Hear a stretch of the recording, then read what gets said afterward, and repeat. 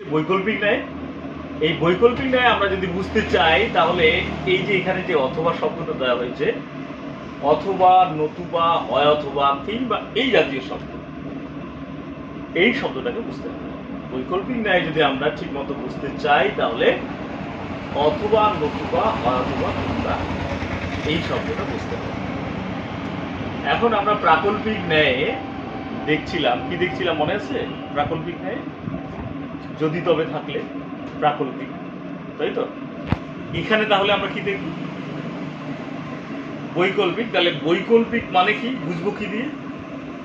বৈকল্পিক মানে হচ্ছে অথবা থাকতে পারে, নতুবা থাকতে পারে, হয় অথবা থাকতে পারে, কিংবা থাকতে পারে, অথবা এই জাতীয় শব্দ থাকতে পারে। তাহলে এগুলো যদি থাকে তাহলেই আমরা বুঝতে পারবো এটা কি ধরনের বচন, বৈকল্পিক বচন। তাহলে এই বৈকল্পিক ন্যায় যখন আমরা বুঝতে থাকবো তাহলে এই অথবা শব্দটা বা নতুবা শব্দটা, হয়তোবা শব্দটা, কিংবা শব্দটা, এই শব্দটার অর্থ কি? তাহলে এই শব্দটার অর্থ হচ্ছে দুটা। এই বৈকল্পিক ন্যায়ে অথবা শব্দটিকে আমরা দুটি অর্থে ব্যবহার করতে পারি। এই দুটি অর্থ কি কি? একটা হচ্ছে বিরুদ্ধ, একটা অবিরুদ্ধ। এই বিরুদ্ধ মানেই বিসংবাদী, এই বিরুদ্ধ মানেই সবল।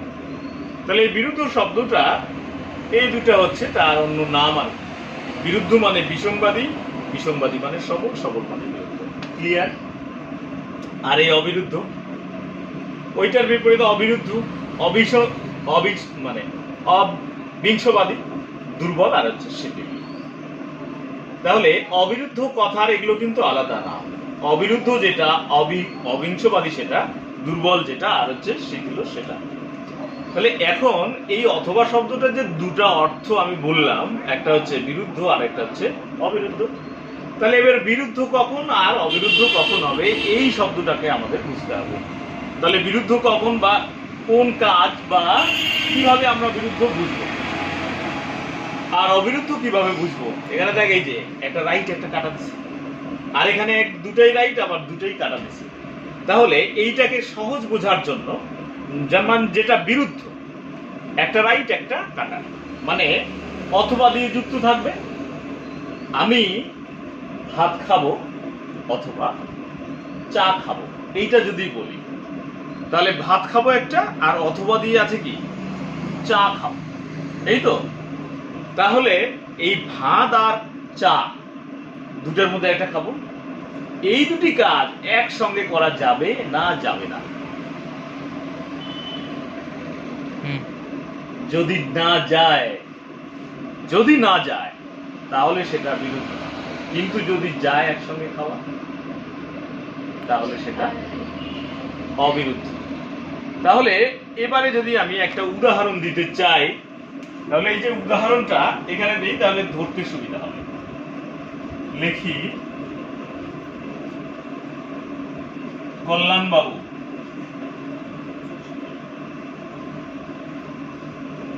বাড়িতে আছে অথবা, এই লাইনটা একবারে লিখতে আমি নিচে লিখলাম, ঠিক আছে? কল্যাণ বাবু বাড়িতে আছে অথবা বাজারে আছে, বাজারে আছে। তাহলে কল্যাণ বাবু বাড়িতে আছে অথবা বাজারে আছে, এই কথার মধ্যে এই যে অথবা আছে, তার মানে এটা কি বৈকল্পিক বচন, তাই তো? তাহলে এই কল্যাণ বাবু বাড়িতে এবং বাজারে এই দুটি কাজের মধ্যে এই কাজ দুটি কি একসঙ্গে হতে পারে? বাজারেও থাকবে আবার বাজার এসে বাড়িতেও থাকবে, হতে পারে কি?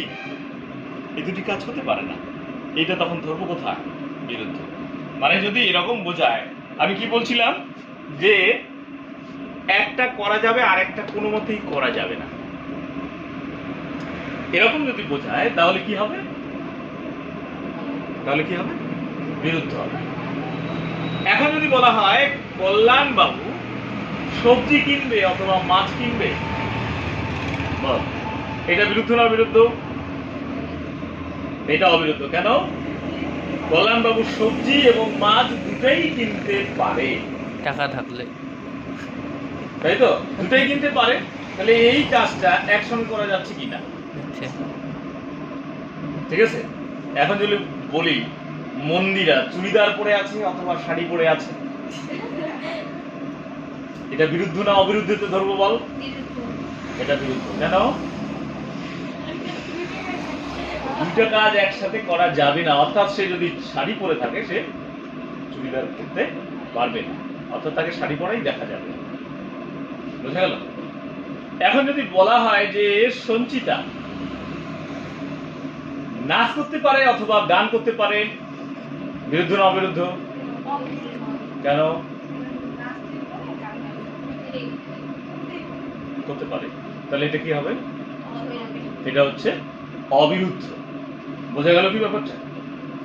এখন যদি বলা হয় যে মামুনি নাচের ক্লাসে আছে অথবা গানের ক্লাসে আছে, এটা বিরুদ্ধ। নাচের ক্লাসে আছে অথবা গানের ক্লাসে আছে, এটা বিরুদ্ধ না অবিরুদ্ধ হবে? বিরুদ্ধ। অবিরুদ্ধ। নাচের ক্লাসে আছে অথবা গানের ক্লাসে আছে, কি হবে তাহলে? দুটি কাজ একসঙ্গে করা যাবে না যাবে না? এই দুটি কাজ, সে যদি নাচের ক্লাসে থাকে তাহলে গানের ক্লাসে থাকতে পারবে? থাকতে পারবে না। তাহলে একই ব্যক্তি একই সঙ্গে দুটি জায়গায় থাকতে পারে? পারে না। তাহলে যদি একটি কাজ করতে পারে আরেকটি কাজ করতে পারে না, এমন বৈকল্পিক বচনকে বলা হবে কি বচন? বিরুদ্ধ। এই বিরুদ্ধ আর অবিরুদ্ধ ব্যাপারটা বোঝা গেল কি না? পরিষ্কার হয়েছে? কলমটি সাদা অথবা লাল, কলমটি সাদা অথবা লাল, বল এটা বিরুদ্ধ না অবিরুদ্ধ? অবিরুদ্ধ। কেন? লালও আছে সাদা আছে। আমি তো বলি না এই কলমটি লাল সাদা অথবা নীল কালো, আমি তো এরকম বলি নাই।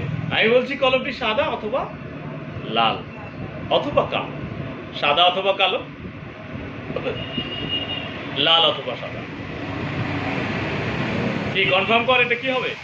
কলমটি সাদা অথবা কালো, এইটা বিরুদ্ধ তো না অবিরুদ্ধ? এটা অবিরুদ্ধ। কেন? কলমটি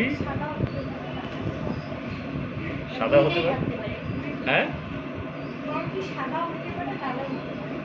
কলমটি সাদাও হতে পারে লালও হতে পারে, হ্যাঁ হতে পারে, কিন্তু যে কলমটি সাদা হবে সে কলমটি কি কালো হবে?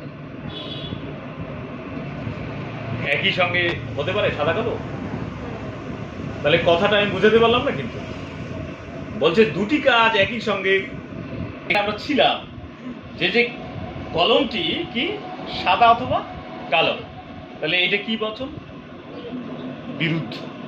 বিরুদ্ধ। ঠিক আছে? এখন ধরা হলো আরেকটা উদাহরণ, কল্যাণ বুদ্ধিমান অথবা চালাক, এটা কি বিরুদ্ধ হবে না অবিরুদ্ধ হবে?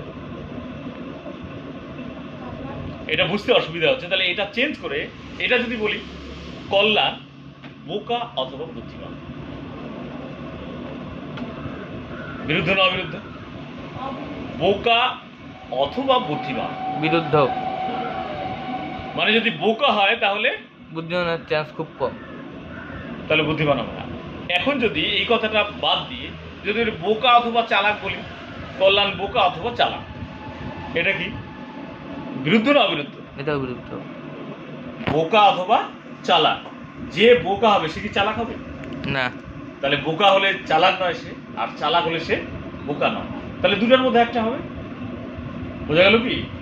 এবারে কল্যাণ বাবু ধনী অথবা বুদ্ধিমান, দুটোটাই কি হবে? অবিরুদ্ধ। এটা হচ্ছে অবিরুদ্ধ। বোঝা গেল? কল্যাণ বাবু শিক্ষক অথবা নেতা, এটা বিরুদ্ধ। বিরুদ্ধ। ভালো করে বুঝবি, শিক্ষক অথবা নেতা। বিরুদ্ধ। কল্যাণ বাবু শিক্ষক অথবা নেতা, কেন? যিনি নেতা তিনি শিক্ষক হতে পারেন না। খুব কম। খুব কম বেশি কমের ব্যাপারটা নেই, মানে শিক্ষক নেতা হতে পারেন কিনা। তাহলে পারে। কল্যাণ বাবু শিক্ষক অথবা নেতা, তাহলে নেতা এবং শিক্ষক এক ব্যক্তি হতে পারে কিনা? পারে। পারে। 4টা পর্যন্ত স্কুল করে এসে বিকাল বেলা বক্তৃতা দিচ্ছে, রাজনীতি করছে, করতে পারে কিনা? অবশ্যই। তাহলে শিক্ষক ও নেতা হতে পারে। ঠিক আছে? এখন যদি বলা হয় কল্যাণ বাবু জীবিত আছে অথবা মৃত, এটা অবিরুদ্ধ। এটা বিরুদ্ধ বিরুদ্ধ এটা বিরুদ্ধ। কল্যাণবাবু যদি জীবিত থাকে তাহলে তো মৃত হবে না, আর যদি সে মৃত হয় তাহলে তো জীবিত হবে না, তাহলে এটা বিরুদ্ধ। বিরুদ্ধ ঠিক আছে, তাহলে এটা কনফার্ম কি না? কনফার্ম তো। এবারে আর একটা জিজ্ঞাসা করবো, এইটা যদি বলতে পারিস তাহলেই আমরা এখান থেকে আরেকটু সরে যাব। মন্দিরা বলবি, কি বলবি বলতো? কুকুরটি গাড়ি চাপা পড়েছে অথবা পালিয়েছে, এটা বিরুদ্ধ না অবিরুদ্ধ? কুকুরটি গাড়ি চাপা পড়েছে অথবা পালিয়েছে, এটা বিরুদ্ধ না অবিরুদ্ধ? ভুল বল। আচ্ছা তাহলে বল সঞ্চিতা। এটা এটা বিরুদ্ধ। যুক্তি দে কেন এটা বিরুদ্ধ।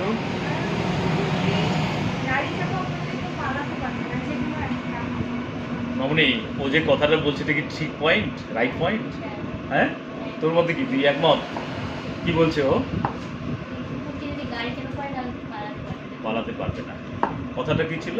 যদি কুকুরটি মানে গাড়ি চাপা পড়েছে অথবা পালিয়েছে, তাহলে এটা বিরুদ্ধ হতে ধরবে, তাই তো? তাহলে এটা বিরুদ্ধ। কলম ঠিক আছে, এটা বিরুদ্ধ না অবিরুদ্ধ? এটা বিরুদ্ধ। বিরুদ্ধ। এটা কেন বিরুদ্ধ? সেই যুক্তি ওরা কি দিল? গাড়ি চাপা পড়লে পালাইতে পারবে না। গাড়ি চাপা পড়লে পালাতে পারবে না। আর আমরা জানি বিরুদ্ধ মানে হচ্ছে যদি একটি কাজ করা যায় তাহলে আরেকটি করা যাবে না। এখন যদি বলি আর একটা উদাহরণে যাই, মামুনি সাইকেল চালাতে পারে অথবা স্কুটি চালাতে পারে, এটা বিরুদ্ধ না অবিরুদ্ধ? কাকু, মামুনি একটাও চালাইতে এখনো পর্যন্ত দেখি নাই। ধরা যাক এই মামুনির কথা আমরা বলছি না, অন্য মামুনির কথা বলছি, অবিরুদ্ধ। কেন? স্কুটিও চালাতে পারে। এখন এই কথাটাকে যদি একটু অন্যরকম ভাবে বলা যায় যে মামুনি সাইকেল চালাচ্ছে অথবা স্কুটি চালাচ্ছে, এটা এটা বিরুদ্ধ। সাইকেল চালাচ্ছে অথবা স্কুটি চালাচ্ছে, কারণ যদি স্কুটি চালায় সে সাইকেল চালাতে পারবে না, আর যদি সাইকেল চালায় তাহলে সে স্কুটি চালাতে পারবে না, তাহলে এটা বিরুদ্ধ। তাহলে বিরুদ্ধ আর অবিরুদ্ধ ব্যাপারটা কি ক্লিয়ার হলো? এইটা যদি ক্লিয়ার হয়ে থাকে তাহলে আমরা এখন ন্যায়ে চলে যাব। দেখো এখানে আমরা যে বাক্যটা লিখছিলাম, কল্যাণবাবু বাড়িতে আছে অথবা বাজারে আছে, এটা বিরুদ্ধ না অবিরুদ্ধ? এটা বিরুদ্ধ। এটা বিরুদ্ধ। তাহলে এটা যদি বিরুদ্ধ বচন হয়, এই বৈকল্পিক বচনেরও দুটি অংশ থাকে, একটা অথবার আগে আর একটা অথবার পরে। প্রাকল্পিক ন্যায়ে আমরা দেখেছি দুটো অংশ, একটা যদির সঙ্গে যুক্ত থাকে, একটা তবের সঙ্গে। যদির সঙ্গে যে অংশ যুক্ত থাকতো তাকে আমরা বলতাম পূর্ব বা পূর্বকল্প, আর তবের সঙ্গে যে অংশ যুক্ত থাকতো তাকে আমরা কি বলতাম? অনুপ বা অনুকল্প। ঠিক একইভাবে এখানে আমরা কি বলবো? অথবা আগে যে অংশটা এটাকে আমরা বলবো বিকল্প, আর অথবা পরের অংশটাকে আমরা বিকল্প। এক্ষেত্রে আমরা এইভাবে বলতে পারি প্রথম বিকল্প, দ্বিতীয় বিকল্প। বোঝা গেল কি? তাহলে এটা হচ্ছে প্রথম বিকল্প আর এটা হচ্ছে দ্বিতীয় বিকল্প। তাহলে কল্যাণবাবু বাড়িতে আছে অথবা বাজারে আছে। এখন এটাকে যদি আমরা উপরে লিখি, এই উদাহরণটা উপরে লিখি, কল্যাণবাবু বাড়িতে আছে অথবা বাজারে আছে। বাড়িতে অথবা বাজারে আছে, সংক্ষেপে লিখলাম। হ্যাঁ, বাজারে আছে। তিনি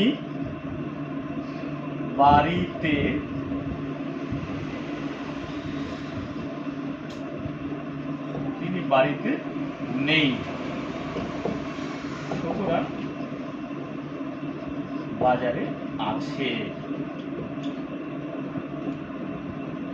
দেখো এই একটা বচন, একটা বচন, একটা বচন, তাহলে এইটাকে আমরা এখন বলছি বৈকল্পিক ন্যায়, কারণ ন্যায় মানে হচ্ছে তিনটি বচন, তাই না? তাহলে এটা কি? যুক্তিবাক্য। এটা যুক্তিবাক্য, এটা সিদ্ধান্ত। তাহলে কল্যাণবাবু বাড়িতে আছে অথবা বাজারে আছে, এই যে বাক্যটা, তাহলে এটা এই যে ন্যায়টা, এই ন্যায়টা এটা যুক্তিবাক্য। এই যুক্তি বাক্যকে মানে এই যুক্তি বাক্যটা যদি প্রশ্ন করা হয় যে এটা কি ধরনের বচন, কি ধরনের বচন, এটা যদি তবে থাকলে আমরা কি বচন বলতাম, প্রাকল্পিক। এখানে কি আছে, অথবা আছে, তাহলে কি বচন এটা, বৈকল্পিক বচন। তাহলে আমরা এটা লিখব বৈব।